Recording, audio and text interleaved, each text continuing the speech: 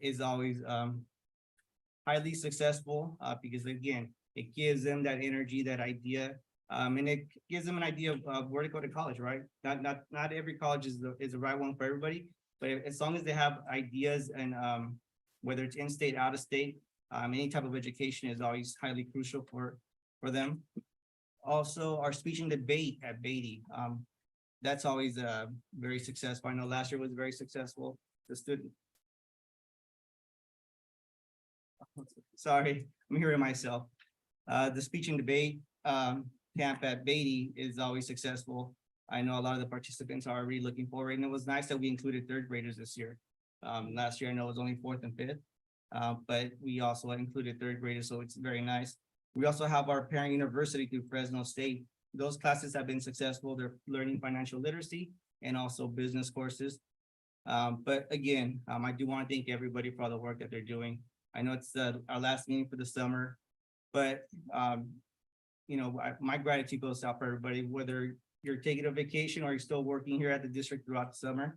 I really appreciate everybody's work, so thank you, and that concludes my report. Thank you. Trustee Ahmad. Thank you. I'd like to say hi to everyone. Happy summer. I just wanted to start by thanking our SOARS team that are still working. I can't believe it's the last week of summer school. It's like we just got out of school and now we're already almost done with summer school. So I want to thank them. They're at the finish line and wish them a great last week. I'd also like to thank Mrs. Milch for her Read With Me program that she does every year. And it just keeps getting bigger and bigger. It's been great to see how many families are actually showing up, and now the police department and the fire trucks are coming in, and all the community, groups that are coming in and supporting that program. It's just so amazing to see every year. The foundation, actually, the Buena Park Education Foundation will be out there July 12th. We hope to see everyone there giving out some gifts for the kids. And so I'm looking forward to that. And I think that's it for me. Oh, I wanted to also just for our foundation, just give a little plug. We're supposed to have our casino night that was supposed to happen in May. And so that was going to be our fundraiser for our teacher grants next year. So unfortunately, didn't get to do that. But just wanted to put it out there. If anyone's interested in being on the foundation, it's just such a great group of people that are just literally their only job is to support the kids of Buena Park. And so if anyone knows of anyone that's interested, contact a board member, fill out an application. We're not that picky, but we would love to see some new faces, and we really want the teacher grants to still happen every year. And so the more hands on deck, obviously, makes it much easier. That's it for me. Okay, thank you, Trustee Ahmad. Well, I wanted to take this opportunity to say thank you to our Dr. Yvette Cantu. And I know, although you're still working as interim superintendent, we want to acknowledge the fact that you stepped up and you have led our district well. And we've accomplished so much in the time that you've been, leading us. And I wanted to just mention a couple of things. I know we're developing a more inclusive summer program. I really appreciate that and all the work and the professional development for our both classified and certificated. The closing up the school year, of course, oh my gosh. Preparations for the opening of next year. Advocating for our district with legislators. Communicating with all those who can help to prepare the way for our new superintendent. There are just so many things that we've been doing. So we just really appreciate everything that you've done during this time. And this is our last board meeting. So I just want to take that opportunity to say how much we do appreciate what you've done and what you've meant for our district in this time. Thank you. Okay. And that's it for me, Dr. Cantu. Well, I too would like to give a huge shout out to Leslie Milch and our community partners who joined her and Read With Me. It's a wonderful tradition that continues to grow and to thrive under her commitment. We'd like to thank Coach Sorson and Coach Bell. They also come out to support our students. Premier Chevrolet, America on Track, our police department and our fire authority are just a few who have already been out to not only enjoy the afternoon with our families, but to share with them some of their expertise. And I have to say, it's really a pleasure to take a little lunch break and go out and be in the park with our families and with our community members. I'd like to also recognize that's already been done, our ESY program and our SOARS program. Want to thank our Director of Special Ed, Ms. Linicky, for ensuring that we have a strong ESY program that helps our students, our most vulnerable students, to maintain and even to grow in their skills so that they start fresh in the new school year with the skills that they ended the school year with and ready for new skills. Like to really thank also Director Wong, our Tosa Gil Kim, our SOARS administrators, and most of all, our partners, Cal State Fullerton, and our wonderful teachers and classified. One of the things that we know about keeping kids happy and coming is the fact that they feel valued because instruction has been strong, lots of smiling faces, and lots of great activities. So I want to thank everyone who had a part in making sure that our first year of our SOARS interim program was a success and a continued success of our ESY program. I had an opportunity to participate in the city's committee on education in Buena Park. It was a wonderful opportunity to share all the wonderful things that went on during the school year, as well as our summer programs. And it was noted that our colleges, as well as our agencies, really wanted to praise Buena Park School District for the programs that not only support students in their academics, but their social emotional needs. Everyone had a comment that coming out of COVID continues to be one where we need to be mindful of the trauma that families experienced during that time, as well as the support that they've been given through our district. So I just wanted to pass that on, that there was lots of kudos for our district. And again, I want to thank the board for entrusting me during the time that I served as interim superintendent. And I have to speak for cabinet that we are excited about our superintendent, Dr. Lee, coming on board, and along with our classified and certificated, continue to do great things for our families. That concludes my report. Oh, thank so you. much. Thank you.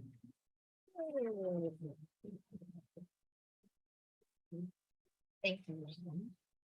Right, that brings us to programs and reports. Dr. Cantu. Yes, well, we would like to start off with looking at reports that we started off last week, or last board meeting, when we looked at our LCAP plan, and that had data about our student achievement. Tonight, we have our California Dashboard Local Performance Indicator report by Director, should say interim, Chief Academic Officer, Mrs. Centeno. So this is going to really focus in on those things on the California dashboard that have to do with climate and data on how we are doing outside of student test scores, academic test scores. Director, Chief. Thank you so much, and good evening, Board President Shedd, members of the governing board, Interim Superintendent Dr. Cantu, cabinet members, and to our many guests here today. I'm excited to share with you this evening our local performance indicator report for the 22-23 school year. This is a report that is completed every year in tandem with the adoption of our LCAP plan. Next slide. So just a reminder, what are the local indicators? As Dr. Cantu stated, this is in addition to our student data. The local indicators really measure other components of how our school district is performing in meeting the needs of our students. So it is part of California's accountability system, and it's based on a multiple measure system that assesses how our district is and our school sites are doing in meeting the needs of our students. And this is reported on the California School Dashboard. We use as a district, like every other district, a rubric to complete a self-assessment on the local indicators that apply to us. And this is what we will report to CDE in the fall. Next slide. So here you'll see we have our local indicators. We have actually both state and local indicators. The state indicators are highlighted in that tan color, so numbers 4, 5, and 6. And this is where really we look at things like our CASP data or our attendance data, our chronic absentee data as a state. For the other priorities where we don't, or the state does not collect data, this is where districts such as ours do complete this rubric, this self-assessment rubric, so that we can then report to the state how we are doing. So we have 5 different indicators. Those are in blue, 1, 2, 3, 6, and 7 that we self-assess ourselves on. The first being basic services and conditions of school sites. The second, implementation of academic content and performance standards adopted by the State Board of Education. The third is parent and family engagement. The 6th, so we jump over 4 and 5, we move to 6, school climate. And lastly, 7, we take a look at the extent to which students have access to a broad course of study. Let's take a look now at the timeline for the local indicator report. So this is the timeline that is recommended by CDE. So it begins in February, right around the same time that we are beginning to prepare and develop our LCAP plan. So we determine what we will use, what evidence we will collect to complete our local indicator report. And so we use things that we also use with our LCAP plan, surveys, focus group interviews, a variety of different data points. That begins right around February. And then February through June, we go ahead and we collect the data. We take a look at the data, and then using the data, we complete the self-assessment, which brings us to June 30th. That is the deadline to share with the board the results of the local indicator report. And again, it's done in conjunction with the adoption of the LCAP plan. Moving ahead to fall of this year, that's when we will actually report the data that I'm going to share with you this evening to CDE. All right, now let's take a look at the priorities a little bit more deeply. So here's the first priority that we assess ourselves on. Priority 1 looks at the basic services and conditions, ensuring that there are appropriately assigned teachers, curriculum which is aligned to state standards, and also making sure that we have safe, clean, and functional school facilities. So on the rubric, we assessed ourselves saying that 100% of our teachers were appropriately assigned. In compliance with the Williams Act, we also can say that 100% of our students do have access to standards aligned instructional materials.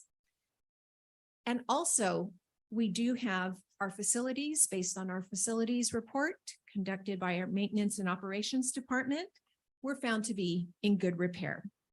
So without these key elements of safety and staff, learning really cannot occur. So here for this first priority, we have met this standard. Next slide. Our second priority is the implementation of state academic standards. And this really looks at instructional materials,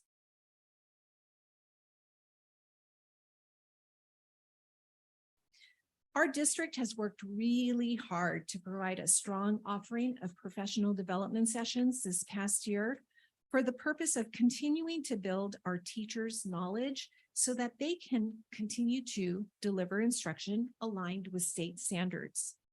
I'm proud to report that there were over 100 opportunities for teachers in the area of language arts, ELD, math, and other content areas. Along with the professional development that we have provided to our staff this year, we have also ensured that there instructional materials available to all of our classrooms, not only for core content, but we also have supplemental materials. And that's very much in response to our teachers. So for example, our math teachers at the middle school did request additional supplemental materials. We listened and we provided those. Our students have access to elective opportunities because we know that learning occurs beyond reading and writing and math. Those are important without a doubt, but there is so much more. And so we offer our students a wide range of electives like health education, visual performing arts, world languages, and so forth. Next slide, please. And I should have said, priority number 2 was met. So now we move to priority 3, parent involvement and family engagement. So here in our school district, we know that building relationships between our school staff and families and having our families be an active part of their child's education is a priority. So we have met the evidence of this particular standard through being able to communicate with our parents through a number of different means, such as Parent Square, which is our primary way of communicating with our parents. We do use this through email, texting, or through the app. And also the use of Parent Square does provide our families with the opportunity to listen to messages in their preferred language. In fact, our families were surveyed and on the LCAP, and 86% stated that they were satisfied with the communication between school and home, and 91% said that they were satisfied with the communication between their child's teacher and home. Kudos to our staff. The district actively maintains our website. In fact, it just went over a makeover, if you will, so that it's clear, simple, and easier for parents and staff to find the information that they're looking for. We also, both at the district level and at the school site level, have a very strong social media presence. Just go onto Instagram, Facebook, you will see us there. So we have a strong presence. We also have a team of bilingual support providers who are available to translate not only for district events, but also for our school sites and for our teachers. And they provide translation for meetings, documents, assessments in both Spanish and Korean. Again, making sure that our parents do have access to important information regarding their child's education. I'm proud to say that for the 22-23 school year, we had over 103 parent engagement opportunities that supported our families and that they were provided in English, Spanish, and Korean. Lastly, our site has worked hard to provide welcoming atmospheres for our students, our families, and our staff through the various interactions and events held on their campuses. So priority 3 is met. Next slide. So remember, priorities 4 and 5 are state priorities. So that leads us to priority 6, school climate. So one of the ways that we measure school climate is through our Panorama survey, which is a social emotional survey. And we use this twice a year, beginning and end of the year, with our TK through 8th grade students. And the survey areas cover supportive relationships, learning strategies, growth mindset, self-efficacy, how students deal with challenging feelings, as well as emotional regulation. 2 of these areas we really focus on for our LCAP, the first being supportive relationships. And for grades 3 through 5, 87% of our students felt that they were being supported at the start and at the end of the school year. For students in grades 6 through 8, 82% felt that they were supported. So good data for us, and we will continue to collect this data and monitor it. We also take a look at the LCAP survey for data. So 90% of students on the student LCAP survey stated that they believe that the school is keeping students and teachers healthy and safe. Also, when asked if they could talk with a counselor about their feelings, 83% of our students agreed that they could do so. When asked if teachers and adults make them feel welcome, over 92% of our students responded positively. Lastly, we use the California Healthy Kids Survey results. We gave that to our students this spring, so we're awaiting that data. Once we do receive it, we will take a look at the data to see what more we can gain from the student perspective as far as school climate. So priority 6, definitely met. Next slide. Here's the final priority, which is access to a broad course of study. So we offer, again, a wide range of study beyond our core curriculum, which we make available to all students. Our passion programs across our school sites include STEM and STEAM, VAPA, AVID, digital arts, a wide variety. Our passion programs at the middle school electives include horticulture, aviation, robotics, culinary arts, and of course, music, just to name a few. Students can also learn Spanish and Korean as electives. So there is a lot of opportunity for growth beyond the core curriculum. And this is monitored through our master scheduling and regular schedules as well. So for priority 7, we have met this priority. Next slide. So just to recap, I know that this presentation is standing between you and a well-needed summer break. So to wrap it up quickly, priorities 1, 2, 3, 6, and 7. These are the local indicators, and we have met each of these indicators. Next slide. Any questions? Any questions? Again, we will share this or report this to CDE in the fall for the 22-23 school year. I just had a question about the parent engagement, priority 3. How we have, Parent Square as the primary communication system. I'm wondering, because this year I kind of got a few comments from preschool parents of not being connected with the school Parent Square. Are there any plans for this year being able to connect them so that they're getting the same messages that the students, in school are getting? That's a great question. So preschool does use Learning Genie, which is their own system for communication. But I think that that is a very valid point, and we can certainly look at merging the two or completely moving to Parent Squares so that all of our families are using the same form of Yeah. communication. Okay, Yeah. that would be great. Thank you. Good point. Any other questions? That was my question too. Okay, well, thank you very much for that report. Thank you so much. And then we brings us to a hearing session. The audience members may request to address the board on an item on or off the agenda per board bylaw 9323. Individual speakers shall be allowed 3 minutes to address the governing board on each agenda or non-agenda item. The board limits the total time for public input on each item to 20 minutes. The total time allowed for public comment shall be 30 minutes. Audience members wishing to address the board during the hearing session of the agenda should fill out the request to address the governing board form and turn it into the executive assistant prior to the board holding the hearing session. Dr. Cantu, are there any comments for the hearing session? Yes, there are 4. Thank you. Okay. So Jody.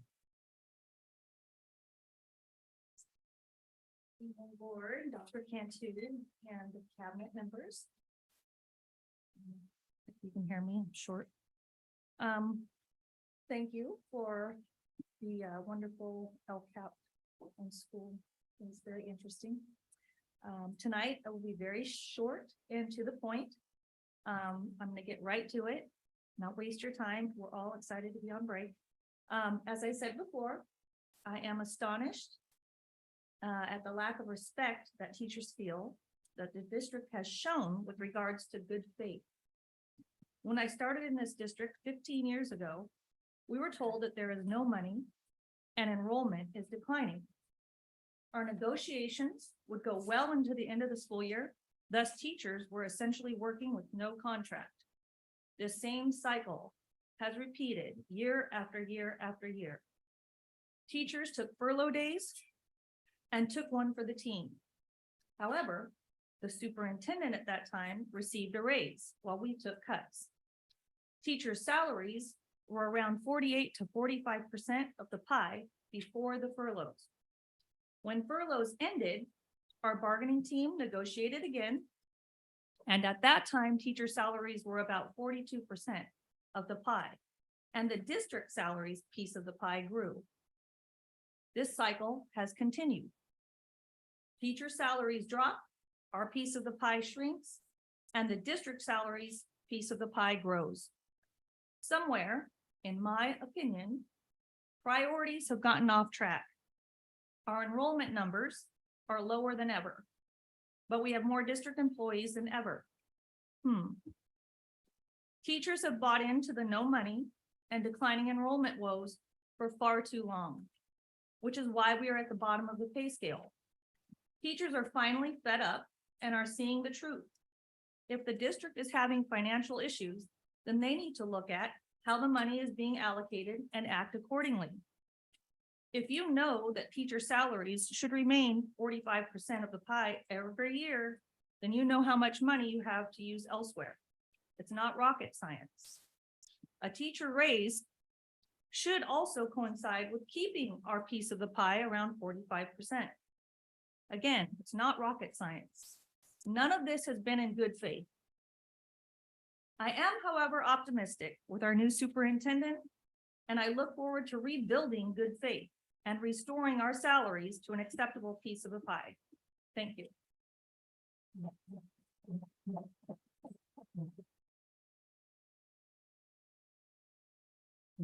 Next, we have Jennifer Kay.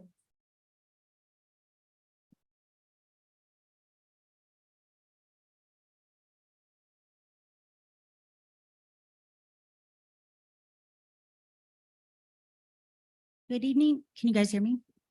Yes. Kind of short. Good evening, Governing Board, Cabinet members, coworkers, families, and friends, and welcome Dr. Lee, our new superintendent. My name is Jennifer Crowell, and I've been teaching for 26 years at Gilbert. I have 3 topics of discussion: employment, curriculum, and compensation. We need more counselors and assistant principals to support our students at the site level versus more personnel who work from the district office. Where is the support for our students' increased social and emotional needs as a result of the pandemic?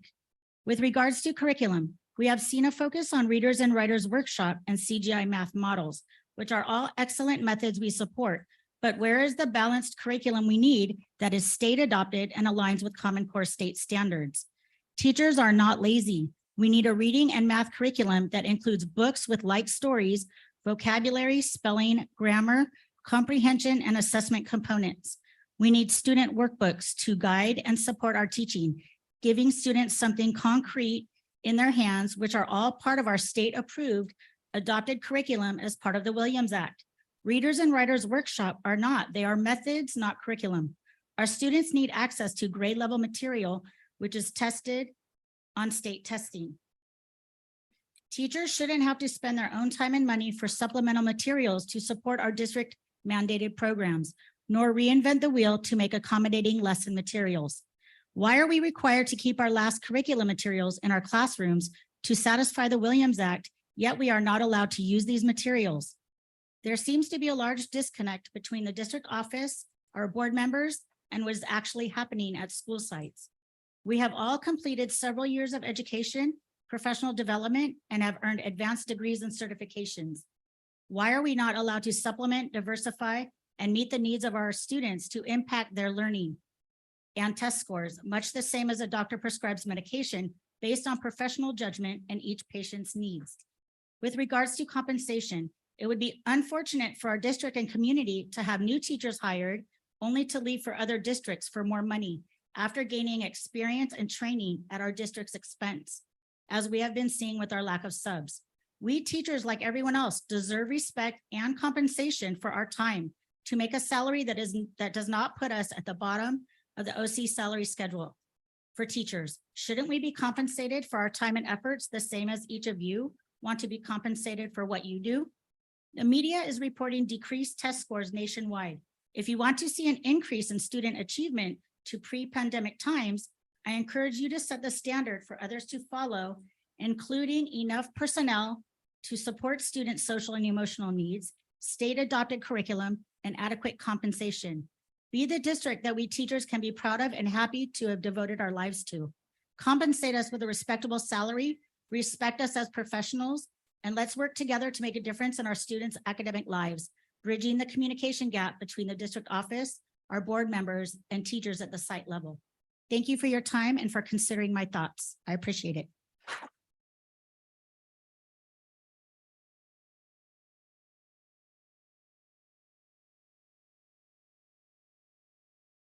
And that brings us to Carla Kay.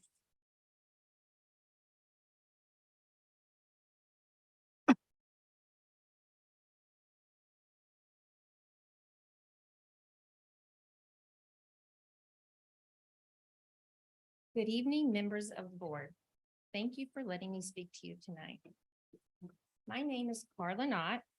I have been a teacher for 36 years, 34 of those years being in the Buena Park School District. I have taught a lot of students over the years.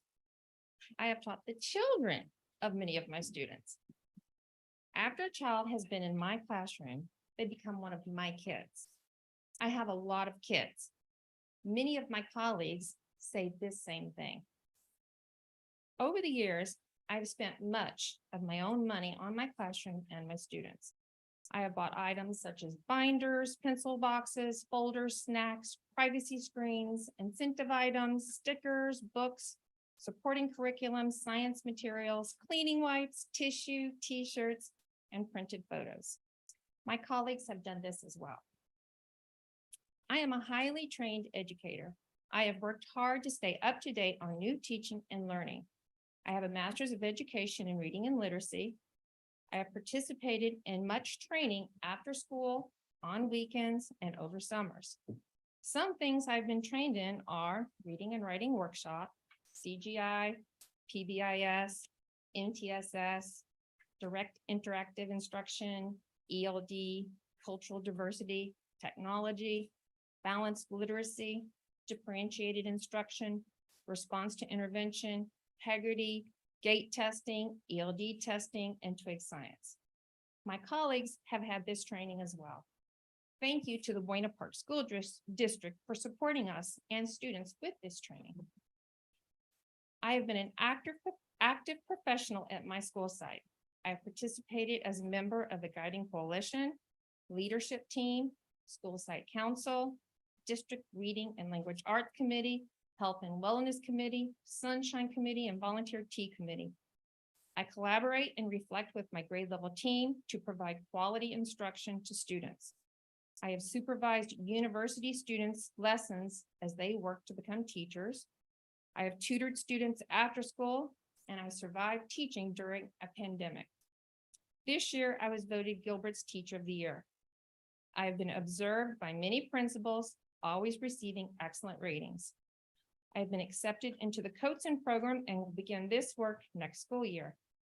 As you can see, I continue to work hard to grow as an educator for the students of Buena Park. My colleagues have done similar activities. As is evident, I am a loyal employee of the Buena Park School District. I'm a highly trained professional that stays current on best teaching practices. I work well with my administration and my peers. Respectfully, I deserve and ask for a raise for myself as well as my colleagues. Thank you.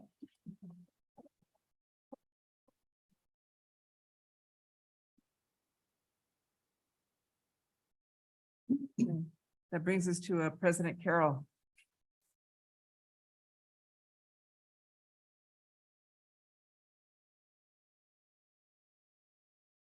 Good evening, Dr. Cantu, Dr. Lee, and governing board members. My name is Carol Bright, and I'm current president of Buena Park Teachers Association. For the past 4 months and for the last 5 board meetings, BPTA's members have been showing up and speaking passionately, asking the board and district to hear them. Our members have conveyed over and over that we have been loyal and hardworking employees for decades. Yet the district has taken advantage of us for far too long. And we are asking that the district demonstrate some good faith and make our members a fair and generous offer regarding salaries on August 3rd.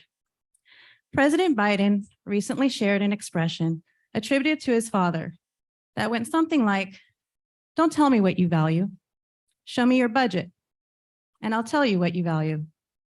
Well, the district presented its budget at the last board meeting and very clearly showed us all what they do and what they do not value. At the last board meeting, the district presented a budget that does not reflect a fair and generous raise for our members and does not reflect that the district values our members. The district instead presented the board with a budget and numbers that are extremely conservative and hide millions of dollars that if the board and the district prioritized for employees, that money could be used to enhance our salaries and demonstrate some good faith that the district does value BPTA's members. In case you haven't heard, Buena Park School District employees are some of the most loyal, hardworking employees in Orange County. And yet we remain one of the lowest paid districts. It has been said that numbers don't lie. Well, numbers can lie, especially when left unchallenged. BPTA's members expect that their board will question and challenge the numbers presented to them in the district's budget. For example, have any of the board members questioned the district's numbers regarding ongoing services? The district's budget has an increase of $7 to $8 million for services over last year's budget. Do we know why? Does the board know where that money is going? The district has the money for a fair and generous raise. The question is, does this board value us enough to demand that the district present a budget that prioritizes its employees and provide them with a fair raise? BPTA would like to encourage the board to also ask the district what they did with the additional 6% ongoing augmented funds that the district received from the state after the state adjusted its budget last year. Other neighboring districts used their funds in good faith to show that they valued their staffs. For example, Fullerton Joint Union offered their a 3% increase to their teachers' salaries. That's something that the teachers didn't even have to ask for. The district offered it. Savannah School District reopened negotiations to acknowledge the increase to their budget. What did our district do? What did our district do with those funds? Buena Park School District has made it clear who and what they value, as they have increased the number of assistants and staff members at the district office, all the while piling on more and more work and responsibilities on the classroom teachers. Where are our assistants? It's clear what and who this district values, and BPTA is telling this board that the district needs to change its priorities. Its world-class staff is running on empty. We have given until there is nothing left to give.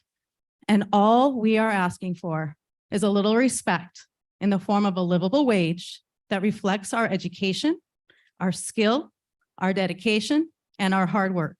We're simply asking that this board demand that the district prioritize us in its budget and show us that we are truly valued by this district. It's not the district's ability to pay. It's a willingness to pay. Thank you.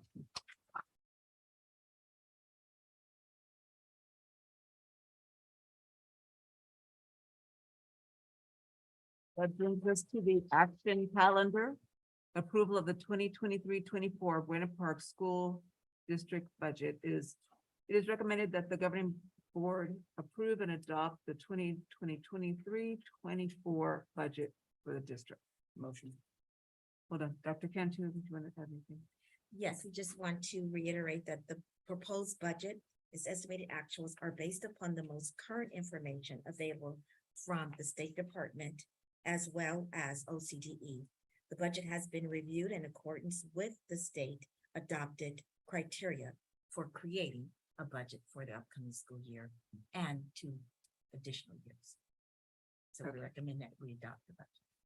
All right, do I have a motion? Motion. Thank you, trustee Fructuoso. Do I have a second? Second. Thank you, trustee Chong. Is there any discussion on the item? Right, without any discussion on the item, we will move to approve the item. All in favor? Aye. And I vote aye, so the motion passes 0. Approval of the 2023-24 Buena Park School District Local Control and Accountability Plan, LCAP. It is recommended that the governing board approve the 2023-24 LCAP. Dr. Cantu.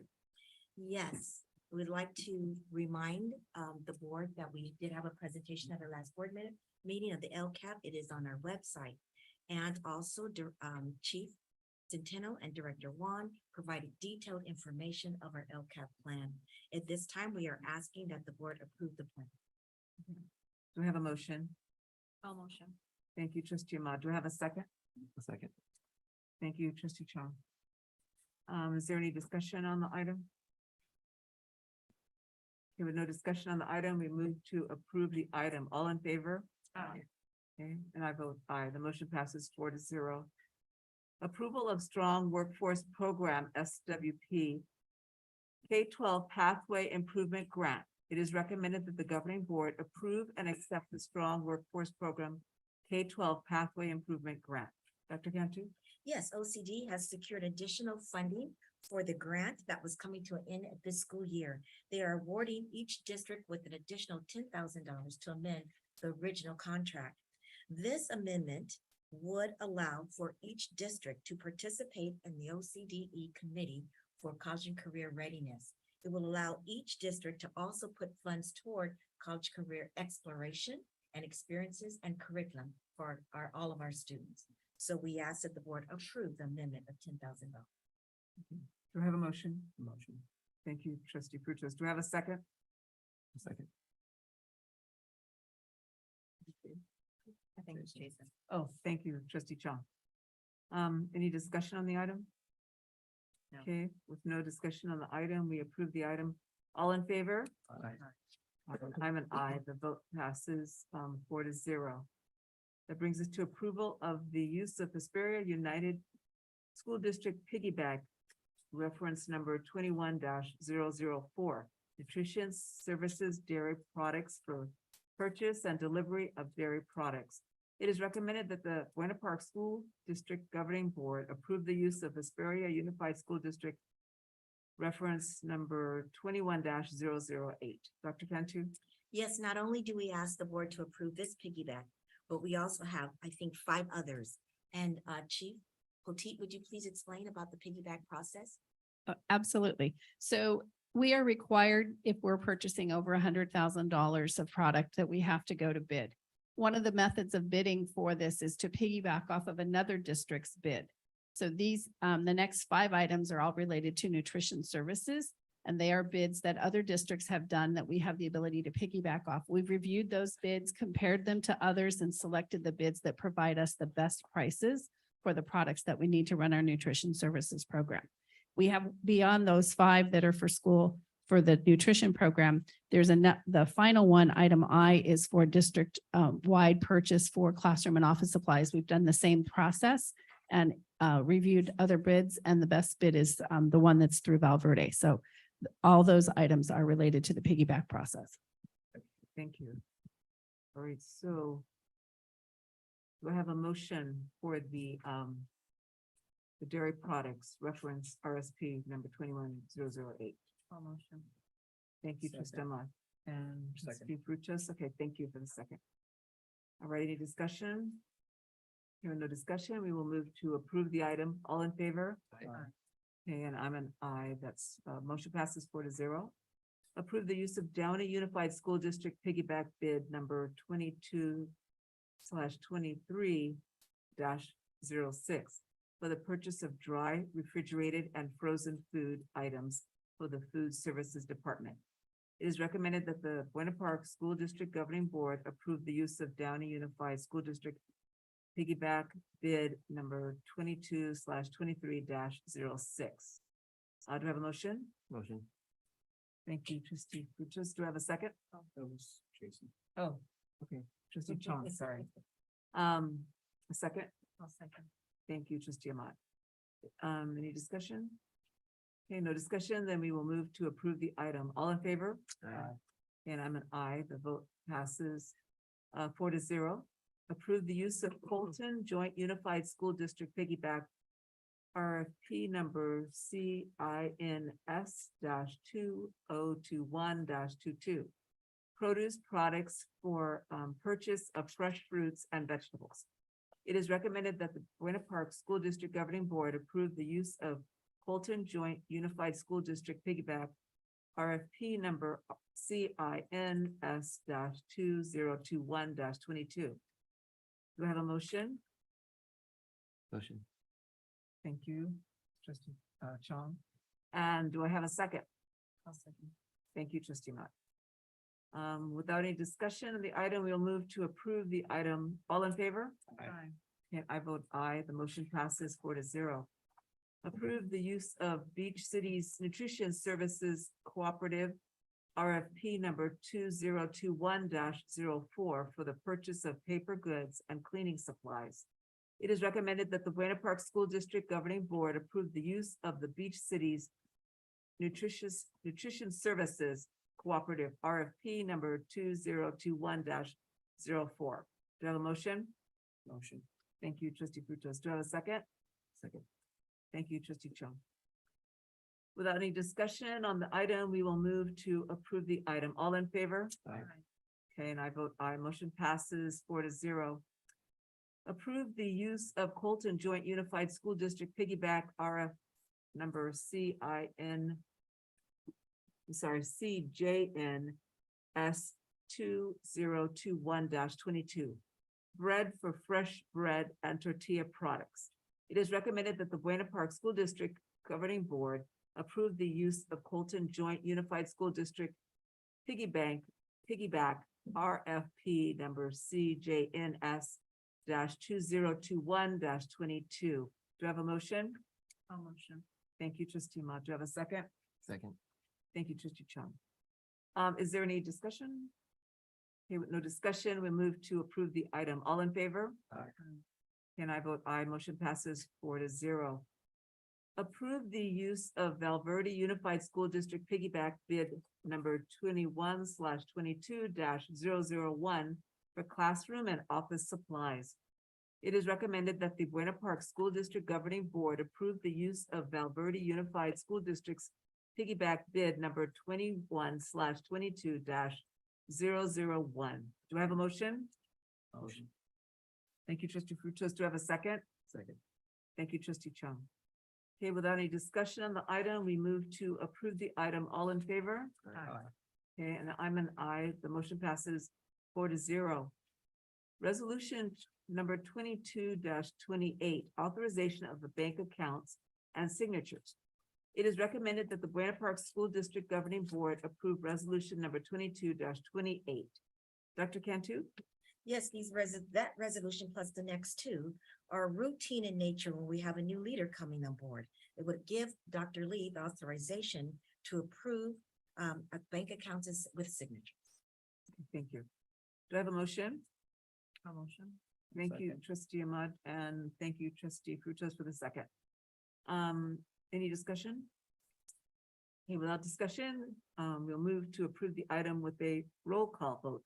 Trustee Ahmad, Yes. trustee Chong, Yes. okay, trustee Frutos. Yes. Okay, and trustee Estrada is absent. I vote yes, so the motion passes 4-0. Resolution number 22-29, authorization of signatures on electronically printed checks. It is recommended that the Buena Park School District Governing Board approve resolution number 22-29, authorization on signatures on electronically printed checks. Dr. Genter. Yes, those resolutions, again, we'd like to have them approved so that Dr. Lee will have authorization over the bank accounts. All right, do I have a motion? Motion. Okay. Second. Thank you, trustee Chung. Thank you, trustee Brutos for the second. Okay, without any discussion, we move to approve the item with a roll call vote. Trustee Ahmad? Yes. Trustee Chung? Yes. Trustee Brutos? Yes. Okay, and I'm a yes. Also, motion passes 4-0. Resolution 22-30, authorization of signatures. It is recommended that the Buena Park School District Governing Board approve the resolution number 22-30 for authorization. Do I have a motion? Motion. Thank you, trustee Ahmad. And do I have a second? Second. Thank you, trustee Fruchas. With no discussion on the item, we will move to approve the item with a roll call vote. Trustee Ahmad? Yes. Trustee Chong? Yes. Trustee Fruchas? Yes. Okay, and I'm a yes also. The motion passes 4-0. Change of certificated substitute daily rates. It is recommended that the governing board approve the 2023-24 substitute teacher salary schedule. Do I have a motion? Motion. Thank you, trustee Chung. Do I have a second? Second. Thank you, trustee Frutos. Is there any discussion on the item? Okay, without any discussion, we'll move to approve the item with a roll call vote. Trustee Ahmad? Oh, is this a resolution? Oh, my yes. Yes, trustee Chung, Yes. trustee Frutos, Yes. and I'm a yes, so the motion passes 4-0. That brings us to the discussion calendar. Dr. Cantu? Yes, we do have a proposal to renovate the Beatty School library into performing arts building. It's one of the top priorities from our board. And so Chief McBlue would like to present a proposal for discussion.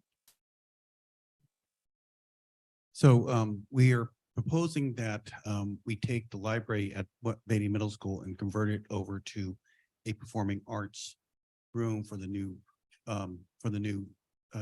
music teacher that's coming on board this year. So the plan would be that we would start the design concepts and schematics. If approved, we'll send that to the board in August for approval to go out to bid and do the design scopes, pending any conversations that were between the superintendent and the board while you guys are in hiatus this summer. So the goal is to, if we do this, we would start construction in June of 2024 to do the interior of it. And this is what a conceptual schematic design would look like. We are looking for this building to be modernized into a performing arts building at about $2 million.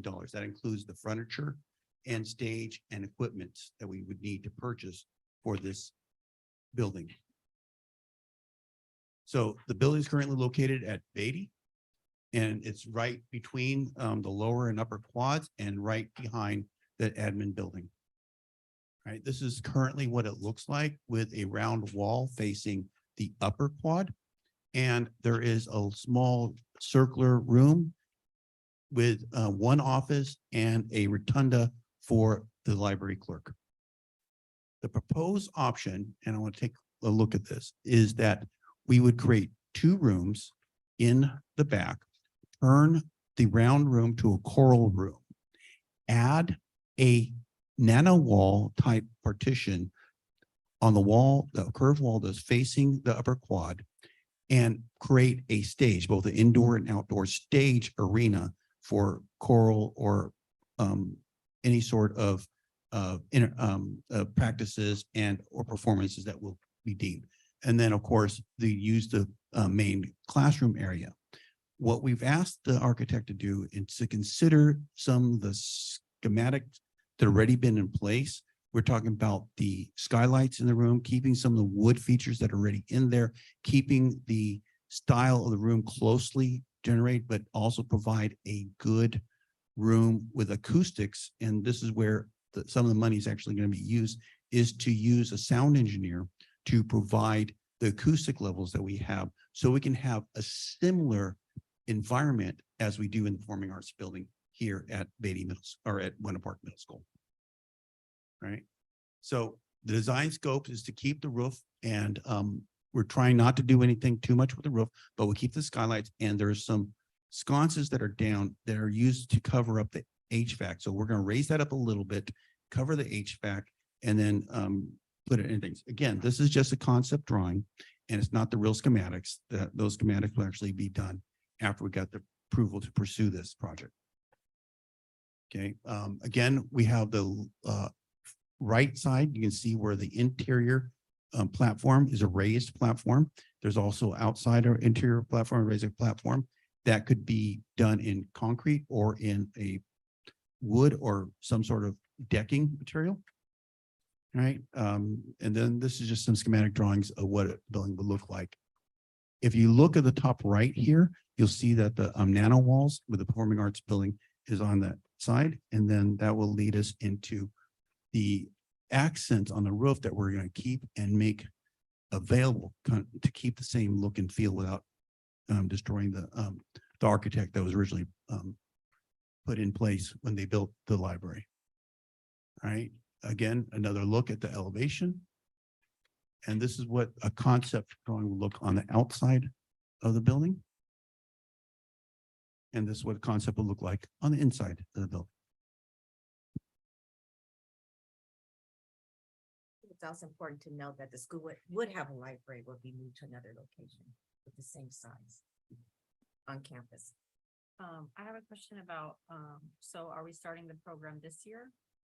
So where would they be this year, since we're not working on it till next year? This year, they're because of the choral aspect and the strings aspects, some other aspects with the guitars, discussion with the principal and cabinet, we decided that the Performing Arts building would, the library make the best location, so it's not interrupting other classes and they can be as loud as they need to be, if you will. So they'd be there anyway. They would be there in, they're starting there anyways. We're going to purchase some initial furniture and put it in there. It doesn't stop us from deciding at a future time to do things differently, but this library will become a classroom for the music teacher. And then the library, you said, would be 2 classrooms kind of made to be the library. Would there be any construction to make it so that it's not like 2 rooms? That construction will happen during the summertime. The goal would be to just give it a functional library feel, look and feel this year as we move out. And then we'll have to do some construction to take down the walls. We'll have to send an architect to do that. And we have to determine whether we have to go back to DSA to make those changes. Any other questions? Are we still having trouble with the roof leaking, or has that been solved At the library? Yeah. Right now at that circle area? There oh, used to be- they're going to redo that interior aspect, and it's from the air conditioner, not necessarily the weather. This is just a discussion. We're not deciding. This is just a discussion, not a decision. We, based upon feedback that you provide the superintendent and or to cabinet as we go through this hiatus in August 14, in August, we'll submit a request to go to bid and do the schematic, the actual DSA designs at that time. But this is based upon what your feedback is. Dr. Lee would be and the cabinet, and then how we want to proceed from there. And also this Performing Arts building is the highest priority that everyone voted on during the master plan. So this is one of the considerations we wanted to place. How much is left in our bond money that we're discussing this one? We have about 16 million left in the bond money, 2 issuances, one in in this year, and then one in 27 or 26. Something. 27. So that total, we're about 11 million this year. Part of that bond money is committed to a future project. If we get granted from the grant funds, right, we'll have to save 2.5 million for that future project if we get the grant that we wrote for that project. But right now we do not have any earmarks for the 9 million left. And this changes with basically after we talked last meeting to do a survey for going for another bond.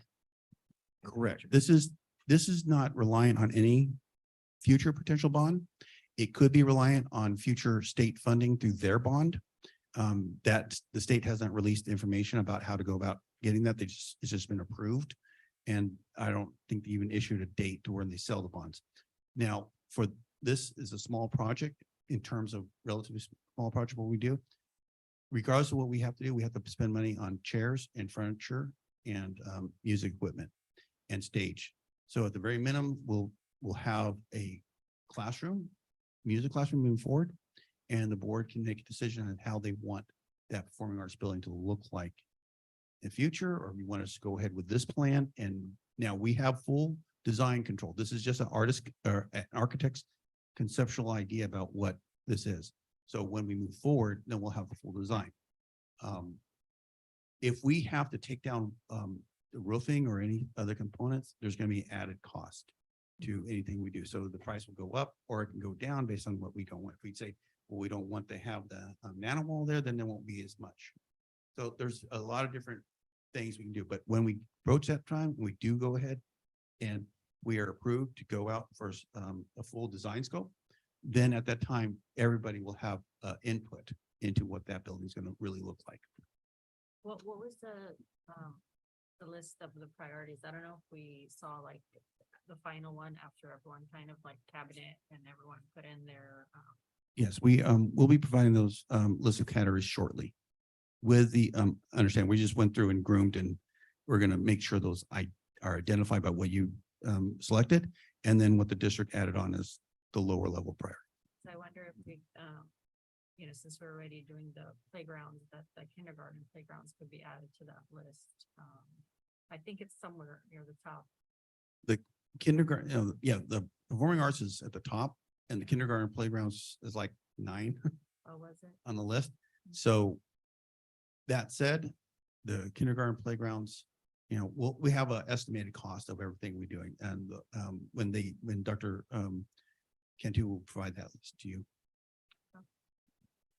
Lots to think about. Okay, thank you. Right. That brings us to the consent calendar. Unless a trustee has a question concerning a particular item and asks that it be withdrawn from the consent calendar, the items are approved at one time by the governing board. Trustee Chung, do you have anything to? Trustee Gutierrez? I did not. Yeah, trustee. I have nothing. Okay, and I have nothing to remove either. All right, so. Let's see. I'll make a motion to approve the consent calendar items. Thank you. Do I have a second? Second. All right, second. All in favor?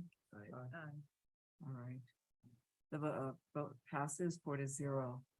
That brings us to the information correspondence. Dr. Cantu?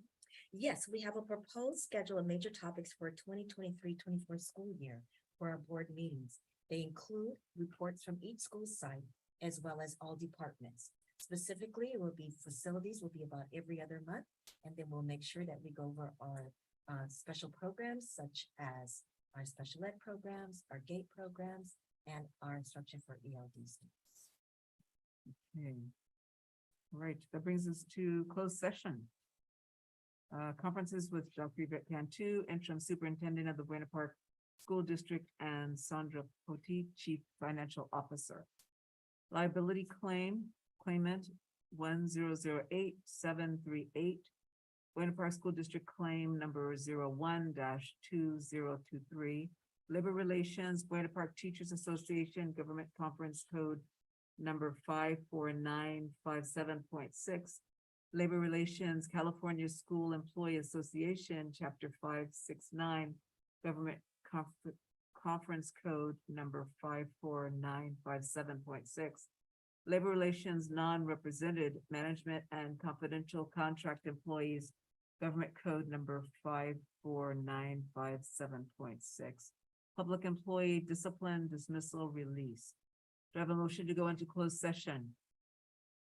I think Jason. Jason. I'll All right. second. All right, thank you, trustee Chung, and thank you for the second, trustee Amat. All right, all in favor? Aye. Okay, and I vote aye. So the motion passes with a 4-0. Vote the governing board meeting is called into closed session at 6:10.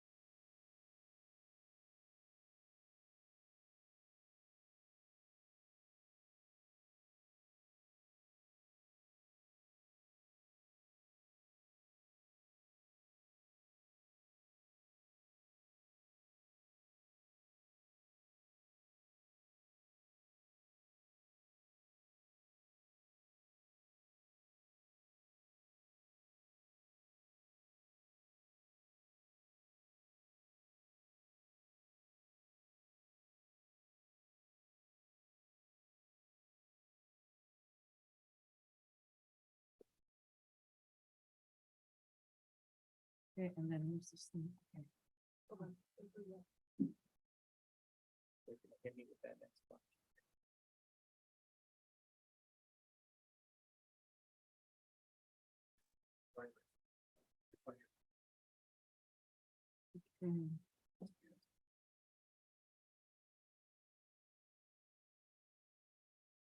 Oh, the mic's not working? Oh, it says you were recording live. Okay. Reconvene. Do I have a motion to reconvene? Okay, thank you, trustee Chang, and seconded by trustee Frutos. Reporting out of closed session. All in favor? Oh, okay, yes, thank you. Aye. Aye. And I'm an aye. The motion passes 4-0 At. Pardon? At. What time? at 6:26. Eight. 8:26, all right. I wish. Need some dinner. 8:20. All right, so, in closed session, the board voted to deny claim 012023 and refer the matter to the district's claim administrator. And the, was a unanimous vote. It's motioned by, trustee Ahmad and seconded by trustee Frutos. All right. Whew. And all in favor, I just said, we did vote on that. So the motion passed with a 4-0 vote. And okay, that was it. Nothing else to report. So that brings us to adjournment. Do I have a motion to adjourn? I'll make a motion. Second. Thank you, trustee Ahmad, and thank you, trustee Frutos. And all in favor? Aye. Okay. And I'm an aye. Motion passes the 4-0 vote at 8:27. The board is adjourning. Thank you.